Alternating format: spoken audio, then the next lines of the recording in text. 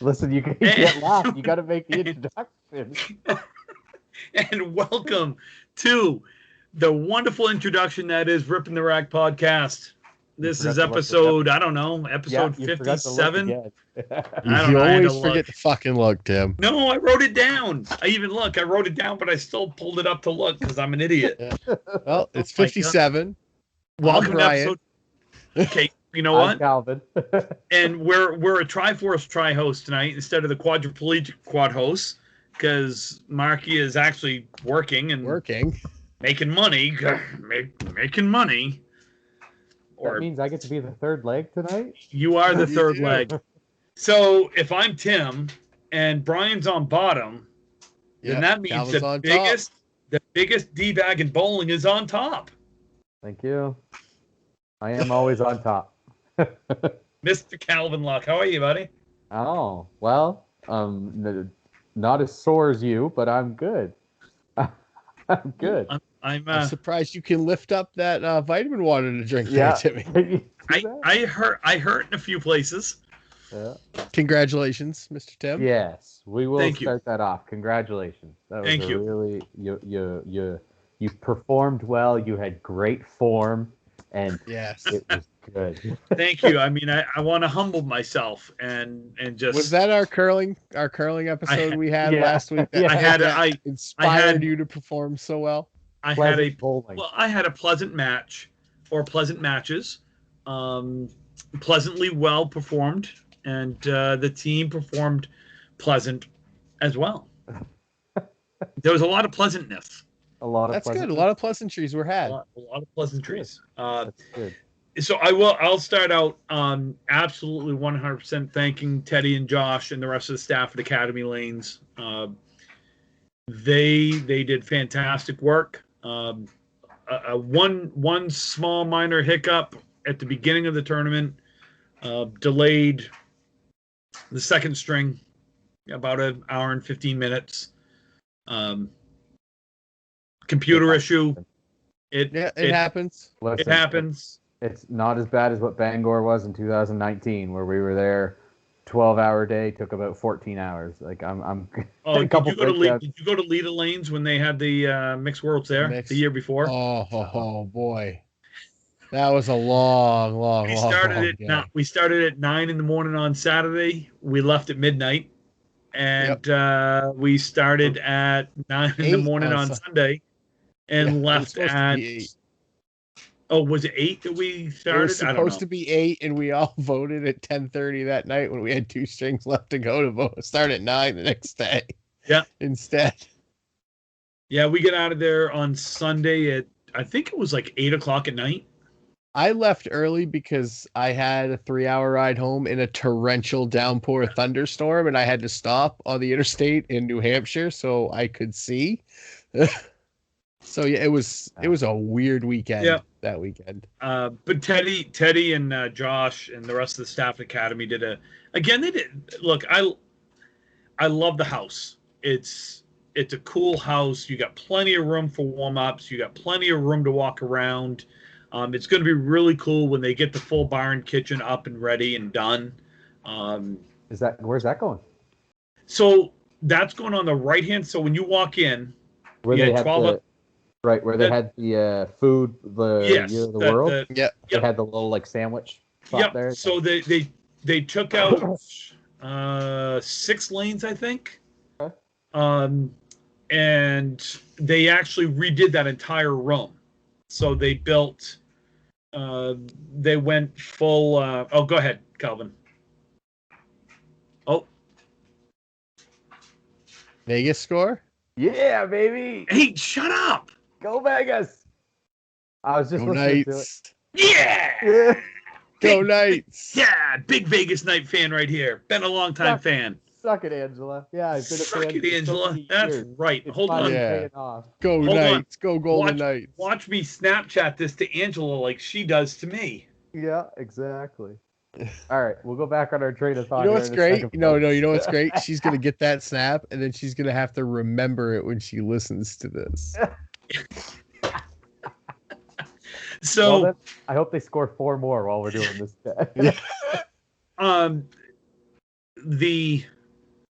Marky always says that the house, it's not tough, it's quirky. Quirky, yeah. It's what he uses. Yeah.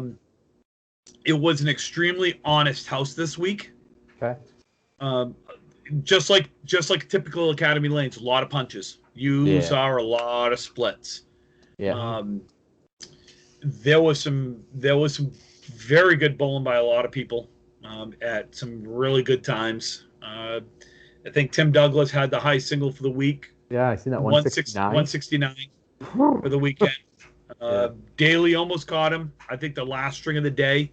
I think you almost caught him. I did, yes. I had a 162 Sunday morning. Daly threw a 167. I think it was the last string of the last match. I think it was either the 16th or 17th string. So there was that. I think Boudreaux had high average. He was 123, I think. You had. Huh? I can just pull that up. Well, I'm actually looking at it right now. Boudreaux had 120. Why are you guessing? Why are you guessing, Tim? Because he wasn't prepared, Calvin. He didn't have it up when he guessed. We just talked for 45 minutes, and you couldn't prepare that in 45 minutes? It was right here the whole time. I had it up the whole time. I was prepared. I just forgot I had it right there. Brian, we gotta take over this show, I tell you. Boudreaux was high average at 123.34. You had Tim Jalbert was 121.51. You had Chris Merrill was 121.37, and I was 121.30. I turned back time a little bit this weekend. Oh, Tim Douglas was 121.73. So. Yeah, and Joshua Daly did have the 167 on the last string because I'm nice. looking at last week men's highs. So. Yeah, and I was just looking at the overall stuff. So congratulations to actually, I can't congratulate my own team. We can. Cal, we go can, ahead. You can. You can congratulate your team. We can congratulate you, which we already did. Right. So congratulations to the Penny Lane Prima Donnas. I will say. You can just say the Penny Lane Jeff Surratt. That's good enough. We had a really good weekend. 16-1. The one string we lost actually almost cost us the tournament. We were undefeated, and Stars and Strikes had lost two matches at that point. And actually, they lost their first 2, and then ran the table up until that last string. Wow. That's impressive. Yep. And our match against Chris Merrill at anchor. No, Chris bowled first most of the weekend. Oh, really? Yep. They changed up. If they lost the first 2 with him anchor and then switched it up. So they had Chris at anchor to begin, and then the first string they lost, so they put him first, then they put Cole 5th, and they lost that one. And Cole's laughing because he was telling me this because he was like, yeah, Chris bowled like a 90-something string, and then so they took him, put him first, and he went out to a 90-something string in the anchor spot. He was like, yeah, it was like no one wanted to bowl that 5th spot. That's when you bowl 6th. That before where you skip the 5th spot on the telescore and you just write him in the 6th. Yeah. No one bowls 5th. So they were our match with them was obviously pretty important because if we win that one, then we basically take, I think it was like either a 4 or 6 point lead with like 4 strings left or 3 strings left, whatever it was. Mm-hmm. I don't know. I lost track. You lost? Yep, we lost that one. They bowled well. We bowled well. I mean, both of us, both teams bowled decent. Came down to the last 2-3 boxes, I guess. Mm-hmm. Well, that's good. Something like that. Always good matches. Yes. Like good. Yeah. Yep. So we were 32-2. Stars and Strikes came in second. They went 28-6. They lost their last match. I don't know who they bowled the last match. I'm not sure. And then you had some really close matches for that. They paid top four. You had Harry's All-Stars, which was Steve Reno's team, and that was John Winchell and Johnny Boudreau. They were 24-10. Holbrook was 22-12. Yeah, I know they beat Exeter the last string to take fourth. To take fourth. I was watching that. Yeah. Yeah, that was a close match. Yeah, I was reading when that was going on, and it was pretty crazy the fact that Exeter was either going to win and get third or lose and go all the way down to fifth. Yep. Or sixth or something. I'm like, wow, yeah, that's tough. Yeah, it's, and we'll get to Exeter in a minute because I want to talk about them for a second here with Marky not on the show tonight. So, okay. Bottom shelf was fifth at 21-13, 1 point out. And then Exeter at 21-13 as well. Still only paid top four, or do you know? Yeah, paid top four. Okay. So Exeter, I really liked what Marky did this year, and I told him that we obviously have a gap of younger bowlers, meaning we don't have a whole lot of young bowlers in this game. And what he did was he brought 2 brand new female bowlers to the game, meaning they moved up from the juniors, and this was their first adult tournament. Jeez, did pretty good then. And it was cool. It was cool to see. Matter of fact, there were a couple others that had their first adult tournament this week as well. Sorry, I thought I heard a buzz. You okay? We're good. We're good. Just making sure you weren't getting yelled at. Yeah. I think who else had? There was Boston Strong, which was Matt Nichols' team, had Natasha Hussey from Stars and Strikes, and Rick Martell's team, Torino Waste, had Cassidy McClendon, also from Stars and Strikes. So very cool to see. Actually, Rick had a couple of newer bowlers, Tony Allen as well, out of Newport, I believe, if I'm not mistaken. I don't know. It was cool to see. Kelsey Layton, I think, was on his team too, or she was 20, on 18. She was on 18. Whose team was she? Oh, she was on Stars and Strikes. Yeah, that was one of her first big tournaments. I think not an adult tournament, but like she hadn't bowled in anything like Ladies International or anything yet. No, I think her dad was Jim St. Hours, if I remember correctly. I think. I don't know. I didn't get a chance to talk to her. Yeah. So, no, it was a fun weekend. Obviously, I mean. Yeah, it's always fun when you're winning. Yeah, always.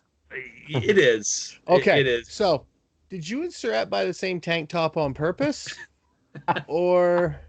No, it was Dad's gift to his son, his long lost son. Did you not see that? His dad's if only Tim was taller and no facial hair. Yeah. So, Surratt has that shirt and has had it for a while. Yes, I've seen him post a picture in it. Yeah. Yes.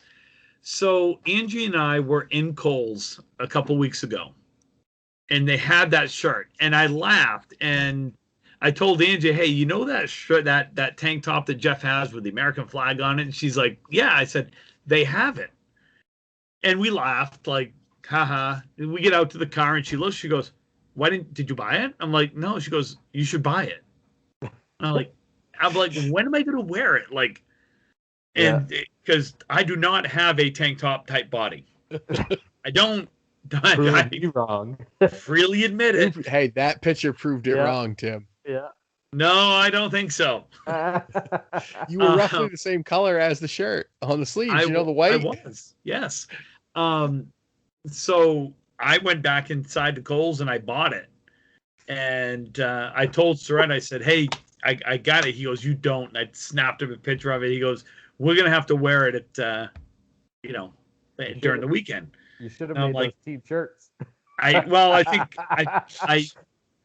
I think Angie wants to get like another 6 of them and have them as a team shirt for next year. But I'm not quite sure how that would work, bowling in tank tops. But I think that's kind of frowned Ask upon. Dean. Why? Isn't there like a dress code in this tournament? Oh, I hope not. Yeah. Because I want to go buy a team full of them. Oh, when Put we it on come your up. calendar, folks. Put this on your calendar. Hold on 1 second. It Oh. has already been announced next year's tournament date for the Mixed Worlds Hopefully, COVID's gone away. will be June 25th and 26th. Put it on your calendar, folks. June 25th, 26th. Place to be determined. Personally, I think it should go back to Bangor, only because they were supposed to have it this year or last year, and it got canceled last June. You should bring it So- to Canada. That's what I- we should do. I'm up We for could- that. I'm up for that. I'm up to travel to Moncton in June.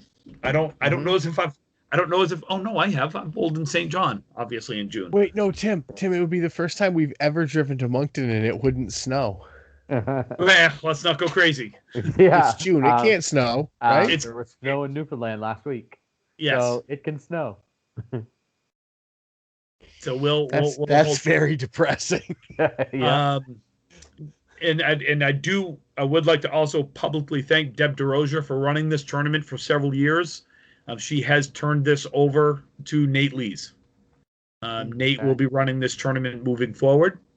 I'm sure it'll be Nate and a couple other folks would be my guess. Down the drain it goes. Just kidding, Nate. Just kidding. So again,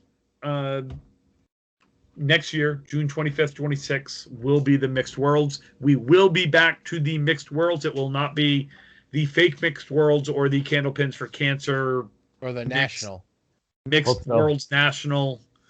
I hope so.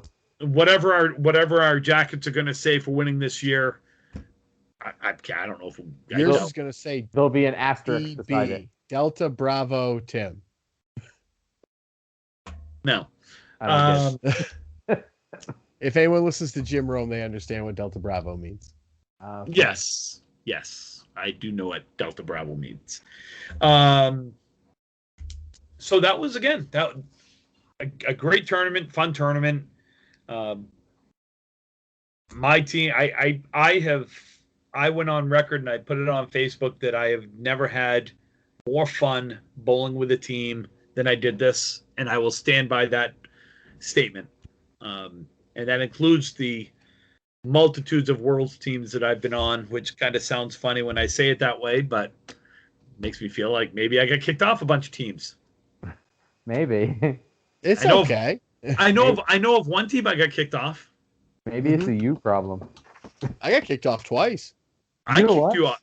Yeah, I kicked them off once. You know what? I'm the biggest asshole, and I've never been kicked off a bowling team. So, I Well, don't when know, you're the maybe- captain, you don't get kicked off a I'm team. not a captain of any team. Calvin's not a captain. Gosh, no. No. I have to go to the captain's meeting because none of my team know how to be a captain. But I'm not the captain of the team. Um, And they So, said yeah. you. Oh, you're the voice of reason. Oh I know. God. Right? I 'Cause I know. tell everybody what they don't want to hear.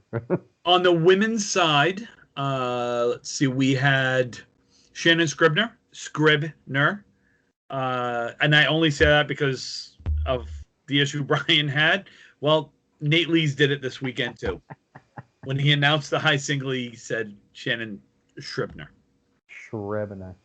and I politely yelled out, "There's no H in Scribner." But anyway, she won the high single with 147. Tina Ward just missed out with a 146. Just missed it. And Maddie Kelly had a 135. High average was Maddie Kelly at 113.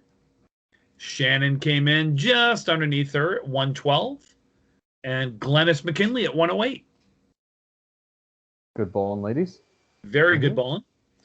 I'm trying to think of some I saw someone made the 5-7-10. I don't know who it was.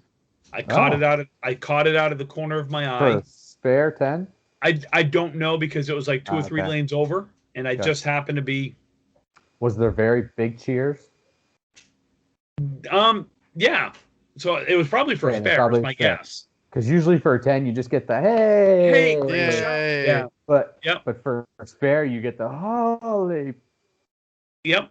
I know of 2 triple strikes this week, which was very I rare know of one this because place. Dave Godwin Snapchatted and talking about how they were playing ball last night, and who was it? Jalbert was just limping, and he goes, "At least I got a triple strike this weekend." So Yep. yeah, Yeah, he had one. And I can't think of that. They had him up as Jesus on the his You nickname sure it was wasn't Jesus. Jesus? Well, he didn't look like a Jesus, so I'm gonna go with Jesus. he wasn't Puerto Rican. No, and I can't think of who it was right off. Tim? No, not Tim. I don't know. Anyway, he had one. The same string that I think Nance Vestal had a double. They had the high series for the week for the tournament. I think they went 6. Oh no, that was Bottom Shelf that went 629. Okay, Oh, okay. Bottom Shelf had a nice one, 629. And Team Baker was 619, and then Manchester Foundation was 608. Those were the high 3 teams. Tim, guess who tied the game up with a home run? Vlad. Oh Vlad. yeah. Oh, Look, man. I gotta admit. So Oh, I am also going on record as I had the best surprise Father's Day gift yes, I on seen Friday. That was awesome. I knew we were going to the Red Sox game. That was not the surprise gift. I knew Okay. about that gift. He had already said, "Hey, we're going to the Red Sox," and that's my treat.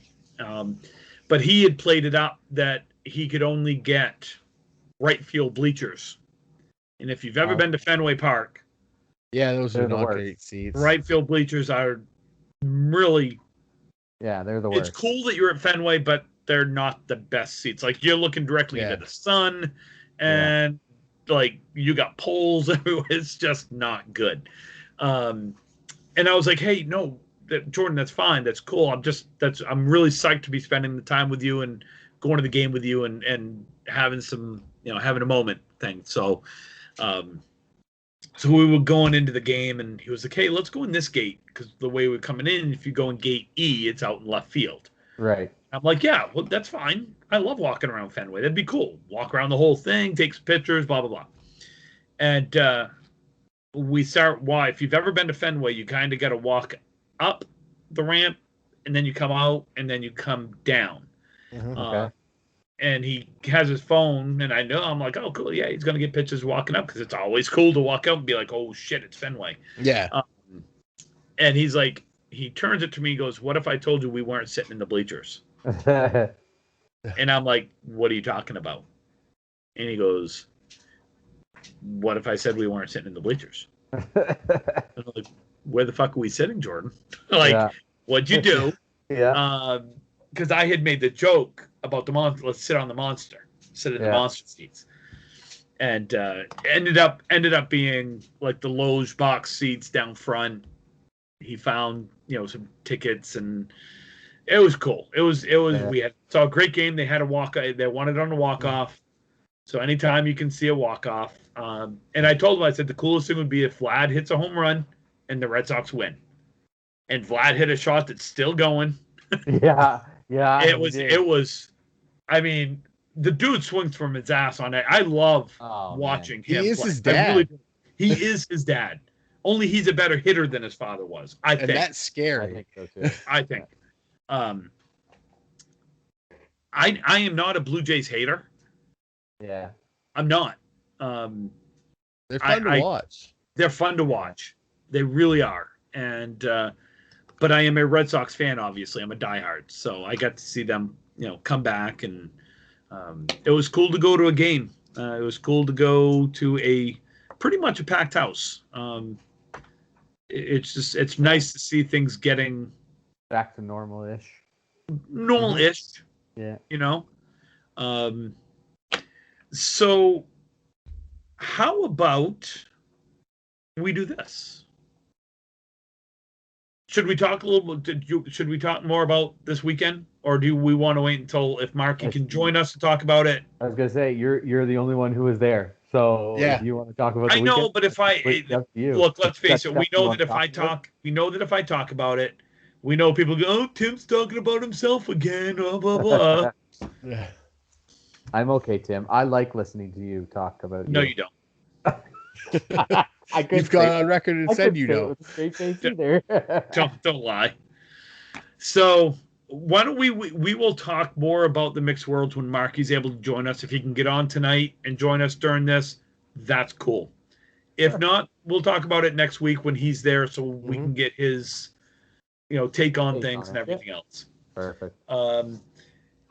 Quick plug: they are still looking for two more teams for the 343 9-pin at Stars and Strikes this coming weekend. Get a hold of Will Damon or Jeff LaPierre. They've got 12 teams right now. They would like to fill it, get to 14. Should be a lot of fun. It sounds like it's going to be fun. A cool format. It's actually really funny because I've had 3 or 4 people message me and be like, that 343, it sounds really interesting. I'm like, yeah, it really does. Like, we should try to get something going here in Canada. Like, try to figure out something when, it's not cool summer. way to do just a regular teams tournament. Yeah. That's what I mean. Like, it'd be neat. You'd only be able to do 3 people, but you could do 5 and do 2 boxes at a time. Well, if that you're getting you're better to do the Baker style, where you do 1 to 6, 2 to 7, 3 to you get 5 to 10. Yeah. I just like that's what 10-pin does. That's how they do their format. They got 5 people and you bowl 2 boxes. That's what the only problem, and Jeff and I talked about this weekend, because that was his original thought, was to do something like that. Mm-hmm. But then he's like, Candlepin bowling's a little bit different than 10-pin. Yeah. In the style and the format and how to do it. That, and frankly, it's different with the people. Like, people pay money, they want to bowl. Mm-hmm. Yeah. You're only, if you do the Baker format, you're only doing like the first and the 6 box. I had thought about this. You bowl a regular string, like you bowl a marathon format, but you do it 2 boxes at a time, and every trip is a string. So it's a 5-string match, but you're only bowling 1 string. So every trip, so one box is 1 and 2. Boxes. Every 2 boxes is a string. So if you win that trip, that's a point. That's 2 points. You win the second trip, boxes 2 and 3 and 4. That's 2 points. You win 5 and 6, 2 points. So at the end, you bowl the 5-string match in 1 string. Calvin's all like confused. Look at him. He's like, what? Okay, so you know how we bowl? Okay. So think of it this way, Calvin. You got 2 boxes at a time. Yeah, men's worlds. Okay. Yeah. 5 guys, 2 boxes at a time. Okay. Okay. So if you bowl That's 1 a string, okay, Right. that's 10 boxes. Okay. For each guy, that's 50 boxes, right? Okay. Yeah. Is 1 string. Okay. But sometimes we look at it a little bit different. Is we look at, you win the 2 boxes each, there's 10 boxes. Right. That's 1 string. Okay. So if you win those 2 boxes, that's 2 points. Okay. So now you move on to boxes 3 and 4, Right. which is 10 more boxes. Yeah. That's a string. Another 2 points. It's a string. Okay. So now you're getting 5 strings Okay. with I got 1 you. full string. Okay. Okay. I got So you. instead of only getting 2 points for the entire 50 Match. boxes, Yeah. you Yeah. now have a total of 12 Points. points. 5 Possible. for each, 2 points for each string, Yeah. and 2 points for total string. I got you. I got The you. Red now. Sox won 2-1. Oh, did they just walk off? Yeah, they must have. They had runners on first and second, I think. One thing I liked when I bowled, because I used to bowl 5-pin a lot, and I went to nationals and I went to all this other stuff. Each bowler, so if you beat your bowler, you get a point. And then you get 3 points for the match victory. So if you got 4 points, but your one bowler lost by more than the other 4 combined, you split 4-4. Or you can go like, you're basically, so like your leadoff, if your leadoffs are going head to head, whoever wins gets a point, and all the way down to the bottom, and then the total pinfall, whoever wins, they get 3 points. So you have a total of 8 points possible. I always like that. It's similar, only Yes. you're doing it by person instead of by person. That Right. actually puts a premium on like your guys that really bowl their average all the time, rather than Yeah. explosive bowlers in a spot. And you don't put like you still kind of do, because you still have your anchor bowler who you want if it's a close match to get your 3 points. Yeah, but matchups are more important.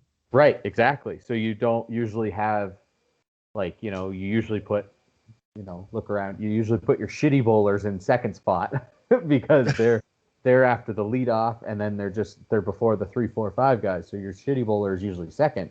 While if the other team puts their half decent bowler second to basically guarantee that point, you may want to put your half decent bowler in second so that they can go head to head. So now you're looking at absolutely matchups versus. Right. Yeah. So I know in talking to Charlie Milan, when he would construct a team and who was going to bowl where and each thing, he always put he never put his best bowler anchor. He put his best pressure bowler anchor. Well, yeah, the one he usually. Yep, which is he normally put his best bowler first. Oh, ours on our team's usually 4th. Okay. So why do you bowl? So why do you bowl 4th? Exactly my point. I'm really surprised they'd put you 4th then if they were looking for their best bowler. I'm the setup guy. You're something, all right. How many bowling you know saves what? you got, champ? I did a good job for Dave Godwin in 2019. Just remember that one.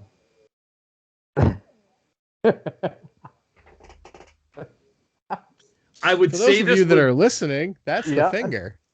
Yeah, for those of you who aren't paying attention yet. That's Just the gave me the finger, everybody. Yeah. I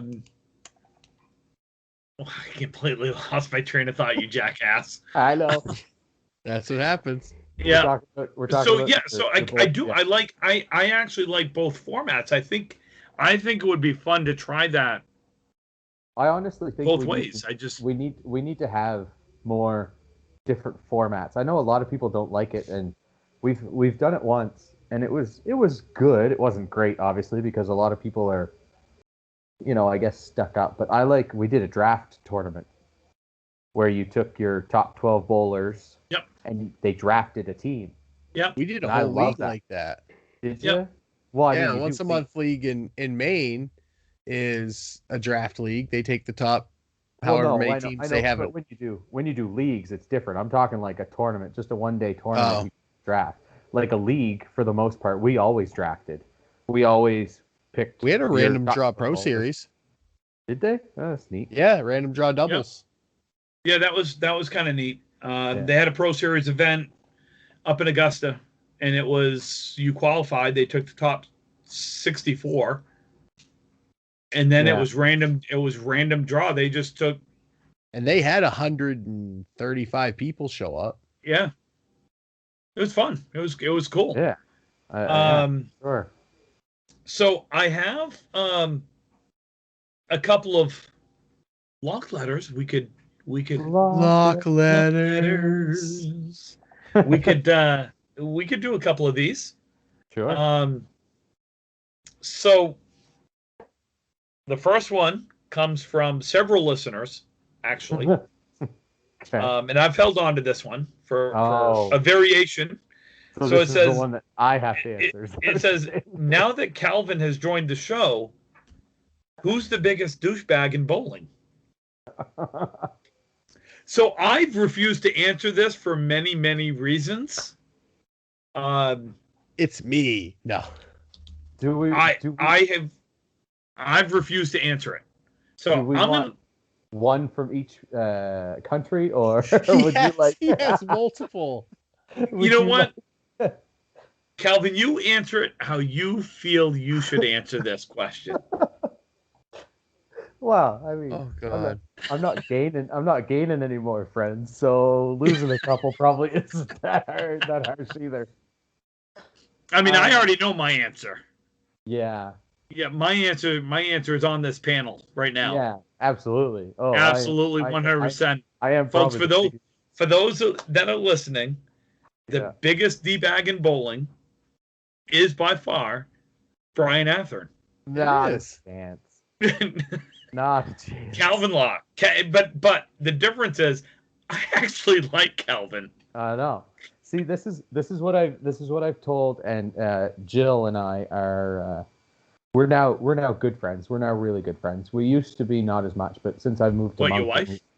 no, Jill, Oh, Jill. Sorry. I Jill, didn't hear what you Jill, said. Jill Wood, who's better know. as a DeRoche, who's. I've told her I've told her that many times. Wow. Okay. We've had the discussion that I am everybody's favorite asshole. That I may be an asshole, but I'm everybody's favorite asshole. And the difference is that when we're against each other, or when we're, I guess, on the lanes beside each other, I'm gonna be an asshole to you. But if we're on the same team, I'm gonna be your favorite because I'm gonna be fun and I'm going to pick on Be an you in the asshole right to way. everybody else. And I'm going to be an asshole to everybody else and not an asshole to you. Always. You're Brad Marchand. Yes. Yes. I'm the one, Actually, you know what? That is a great analogy right there. except I don't lick things. That's the only difference. Well, we've heard that too. Yeah. Sorry, I was looking at my cat. Yeah. So I got Larry. He's sleeping right there. So Yeah, well, Larry also doesn't let you get the cat box under the fucking crawl space before he poops in it. After That is true. I got that every time. Tim, pick somebody else to send those snaps to, would you? No. He picks me and you, dude. Yeah. No. Anyway, so yes, aside from me, if you want my honest opinion, do we want to do male and female here, or do we want to? Calvin, you do you. You do you. No, You piss off whoever you want, bud. Yeah, I know, dude. man. If this is gonna get us views, and if this is gonna get us listenership, I don't know if we brought you on to create publicity for this great game. And they always say there is no such thing as bad publicity. Listen, I don't think me telling people they're douchebags is really going to help with our publicity here. No. We'll probably lose some listeners. Honestly, if you don't want to answer it, you don't have to, Calvin. It's not I asked it as a joke, but if you feel like answering it, you feel free. My answer is true. That is my, when I said you as the biggest D-bag in bowling. Oh, absolutely. I firmly believe that. Absolutely. But I don't mean it in a malicious, you're such a fucking asshole type way. Right. Because I know you and I've known you for many years, and I would consider you a good friend. So with that being said, the floor is yours. That's how I feel, because my pick's Tim. For the same reasons.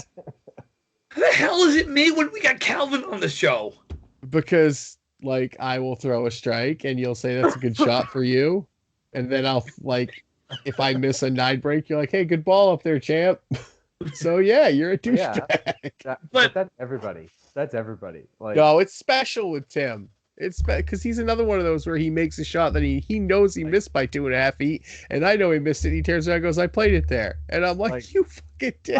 I don't stop picking on Mr. Seven Pin, and I don't know if you guys know who I'm referring to when I say Mr. Seven Pin from 2019 Worlds. Oh no, I absolutely know who you're talking about because I was in that match. Yeah. I was absolutely in that match.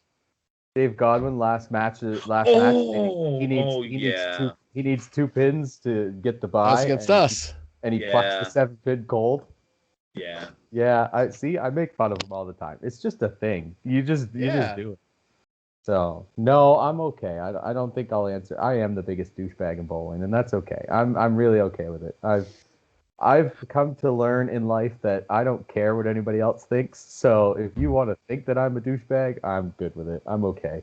But Tim, I say, stop but I sending answer Snapchats that. of your cat. Seriously, stop sending me Snapchats of your cat. That wasn't a Snapchat of my cat. I'm just taping the show. Okay. I get people interested in the show. Oh, Chris is sending me Snapchats of his cat. Okay. Chris, over there? Boyver, yeah. Over there. Okay, no, serious question is, who's your favorite bowler to bowl against? And let's do this two ways. Okay. Who's your favorite bowler to bowl against all time? And who's your favorite bowler to bowl against currently? Okay. And again, Canada, that's tough for you guys to answer because you guys haven't really been bowling. So let's just say the last several years. Okay. Recently. And Brian, I'm going to start with you. Okay, Brian. My favorite person to bowl against all time is my dad. I love bowling against my dad. It's fun. And then my favorite person to bowl against currently. It can't rhyme with Jim Mabero either. It's not. No. Lies. I like bowling against Kaler. I do like bowling against Jason Kaler. You sit on a throne of lies. No, I do. I like bowling against Kaler. I like bowling against Tim because I like the frustration in his face when if I'm beating him, he has to look at me and go, "Yeah, you're bowling good, Brian." But see, got that. The cool thing is I don't have to say it often. So right. Well, so you know, it makes it even that more fun. That's because most of the times I bowl good, Tim's on. You know, he's missing a week because it's he either has a work obligation or he doesn't want to bowl downstairs or he's got a hemorrhoid. I don't know. I've never not bowled downstairs. I take that like a man, like a cactus sideways right up the poop chute. No, it's the man. All right, Calvin. No, I'm the man. All right, Becky. I know my favorite bowler to bowl against currently is probably Nate LeBlanc. He's just, I don't know. It's always fun when we bowl each other because he knows that he's going to beat me and I know that he's going to beat me. So, so it's fun. All the suspense is gone. Right. All the suspense is gone. So we're just having fun. And I think I beat him for the first time at Worlds in 2019 when we beat them in the semis. And I let him have it. It was fun to let him know that I beat him for the first time. And then all time is another the same kind of situation as Craig Holbrook. Because he knows he's going to beat me and I know he's going to beat me. So it's just gone. And then when I actually somehow beat him, then, it's always the best day for me. So that would be mine. Okay. Yeah. My favorite bowler to bowl against currently, I'm gonna go with Chris Bover. I love bowling against him. We have great matches when we bowl against each other. He gives me shit. I try to give him shit, but he usually beats me. So it's tough to give someone shit when they're beating you. Yeah. I really enjoy bowling against him just because, again, he's a nice guy and he's fun to bowl against. Yeah. Favorite bowler to bowl against of all time? That's tough. Because I've bowled against a lot of people. Yeah. But I'm going to echo what you said. I'm going to go with Craig Holbrook. Yeah. Only because we've had some hellacious matches in the Worlds and stuff like that. And one of my favorite matches of all time was actually in Bangor in 2003 or 5. I can't remember which. 2002 or 2004. And semifinals. And it came down to the last two boxes, and he and I were both bowling anchor. And, of course, it's at Bangor, so you've got all your bang. You've got 100+ people cheering Charlie on and our team and everything else. And both of us are bowling well. The whole team's bowling well. and it was a tie match with 2 boxes to go and no one on a mark. I was shitting my pants more in that one than I was when we won in 2001. Not gonna lie. Yeah. Not gonna lie. And we had this conversation this weekend with someone, and I forget now who I had it with. Was there's something about bowling in that last position that is just so fun when it comes down to that last couple of boxes. And someone asked me, they said, well, don't you get nervous? And I said, are you kidding me? I'm shitting my pants nervous. Yeah. But I love it. I love that feeling. Like, I don't know if it's what people call the hero complex. I don't know. But I love that feeling of, at the end of the match, needing to make the shot or needing to throw the strike or needing something. Yeah. And you make it, or you do it, or you make the attempt. I don't know. It's definitely the hero complex, because you get that every time. I think you want to be the guy. You want to be the one that everybody's like, oh my God, Tim, you did it! Like, Dave, like Dave Godwin, right? He'll never live that down. Nobody will ever be able to tell him he didn't do it or anything, because he knows that he came out in the last 2 boxes and he won that string. Yes. So, you know what I mean? It's like, we helped, but he won that string for us. Absolutely. And that's what I love about team events. Yeah. I love those types of things because you do help each other. Like, the team helps. The team put Davey in that position to succeed. Yeah. I mean, the team could have put him in a position where he had no chance. Yeah. Right. You really, and as an anchor bowler, and Brian, you've bowled anchor, Calvin, you've bowled anchor. You just want to have. You just want a shot. You want it plus or minus 10 either direction, really. Give me a chance. Just give me a shot. Yeah. And that's what he asked me to do. He asked me to just give him a chance. Because going into those last 2 boxes, we were down 36 pins. Yeah. And Chad was the only one open going into those last 2 boxes. Yep. So he was the only one open up top, and I think Jill was open. Jill was open. Chad and Jill were open. Because I bowled against Jill. Yeah. Chad and Jill, and I think you and Evan. I think we were open 2-2. Was I open in the 8th? Yes, I was. Oh, do I need to get my Snapchat ready? Yeah. Okay. I think you're right. I think I was open in the 8th, and I think Jill was. I think we were both open in the 8th. Yeah. Sorry, I got to get this on here. No need to be now sorry. She needs to hear it twice. Yeah, she needs to hear it again. So yeah, like. I'll send a video. Yeah, sure. You could take a video of us making fun of her, and then she. What a goal too! Yeah, right. It was awesome. It's a goal. Oh boy, the route's on. 2-0. All right, Tim, we're getting a little late here. Sorry. Yeah.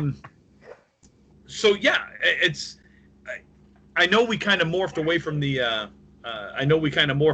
Question. Yeah. It was good discussion. Good banter. It was good venting. Yes. Yeah. Oh, whoops! I can hear your phone. Yeah. I never sent my snap. I was like, Tim's talking. He's like a puppet. Idiot. Idiot, folks. Yeah. So I guess the last question, then we'll wrap it up for tonight because we're a little bit over. I was hoping Marky could join us. His party ran late, I guess. Work is work. Brian, I'll ask you, who's your favorite bowler to bowl with? And let's do again, same format. I'm not gonna say you. I do enjoy bowling with you, but I'm not gonna say you. Why? I'm not gonna say my dad because those are easy ones. Like, you're my best friend and my dad's my dad. Then I'm obviously the favorite. It's okay, you can say it. Well, no, it's not. Dude, I'm just shitting with you. No, I'm kidding. You're the dad who never wanted Tim. I know.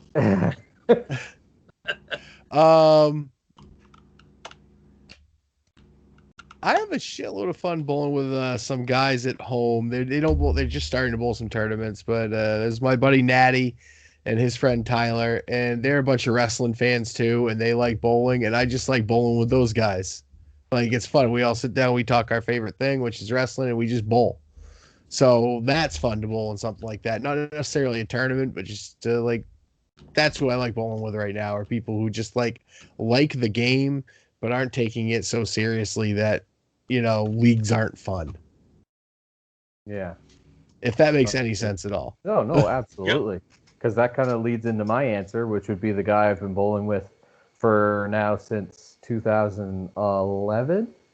And I mean, not now because we're now in different cities, but that would be Jamie Boyle. Because, man, like, no matter what, there's always a fun story with him. And it's just, he's entertaining to bowl with. He's just, no matter what, he's always having fun with everybody.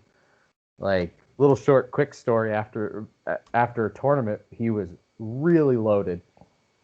And we were going back to the hotel, and he's like, oh, I need smokes. So we go to the convenience store. He comes out 3 bags full of chips. No smokes. Exactly. That's where it's ending. He came out with 4 liters of Pepsi because he needed a mix for his drinks, and 2 quarts of wood. We were staying in a hotel. He had no reason to have wood. And we were just losing it laughing. I'm like, Jamie, what are you doing? He goes, oh, man, it was by the door. It's an impulse buy. And I was like, and he goes, okay. And I was like, okay, so where's the smokes? He goes, oh, shit. And he goes back in. He stopped at the counter, bought 2. He had 3 bags of chips. So like 2 bags in each bag. So he bought 6 bags of chips. 4 liters of pop and 2 quarts of wood, and we were staying in a hotel, and he didn't get a smoke. So he spent like $85 before he even bought his smokes. Oh my god. Yeah. So it's just, and he's so much fun on the lanes. Like, it's just, so that would be my favorite person to bowl with. Yeah. Mine's tough. I mean, I could say Brian, because we bowled in so many tournaments together, and we bowl in league together, and we traveled to tournaments together and everything else. And it's the stories off the lanes that are more fun than the stories on the lanes. Oh, and exactly that. You know, I really, and I'll tell you, this weekend really opened my eyes to people I've never bowled with before. Like Surratt. I'd never bowled with him before in a tournament. We talked about it for years. We've laughed about it. We've had some fun, but I've never bowled with him. Right. And the dude is awesome to bowl with because he's just so damn funny. Like, and he's like me. He's an equal opportunity shitter, meaning he's going to give you shit regardless if you make a shot or miss a shot. Mm-hmm. And he will take it as good as he gives it. And, as long as it's done in what I would say in good faith, meaning it's all in fun, it's cool. Like, he had me laughing.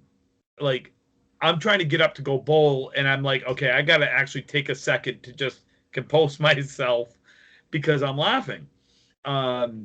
Jimbo was fun to bowl with. Mario. Yeah. Oh my God. She might be one of the best teammates I've ever had. Yeah. Because she literally doesn't care if she bowls or doesn't bowl. She's going to try if she bowls. Yeah. Absolutely. But even if she doesn't sulk. She laughs. She's getting shots. She's talking about boobs. She's getting drinks. She's yelling titties.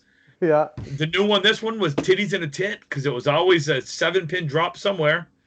You leave the academy, which is 2-1 with a plank, titties in a tit. It just, she was so fun to bowl with, and of course, I bowled with Evan for years. Love bowling with Evan. I've always liked bowling with Evan. And of course, I've never bowled with Maddie. She was fun to bowl with. Super intense when she bowls, which is cool. She cares. You always want people to care, but she's a lot of fun off the lanes as well. And Sonia, Sonia Rossi.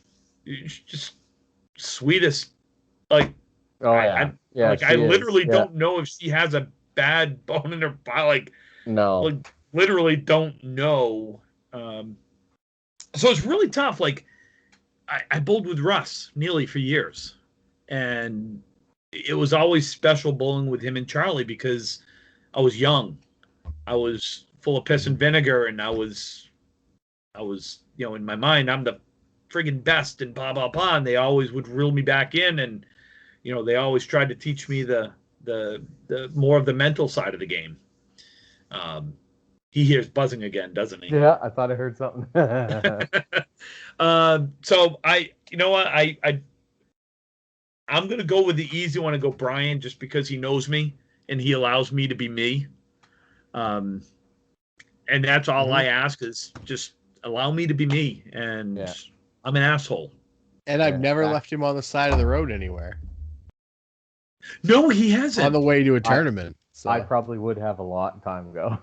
No, he has not left me on the side of a road. Has no, that happened?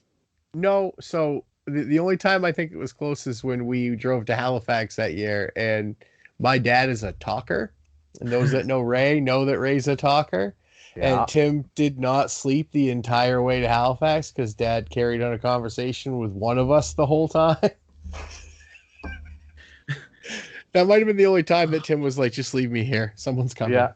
I just want to sleep. Yeah, but I love Ray.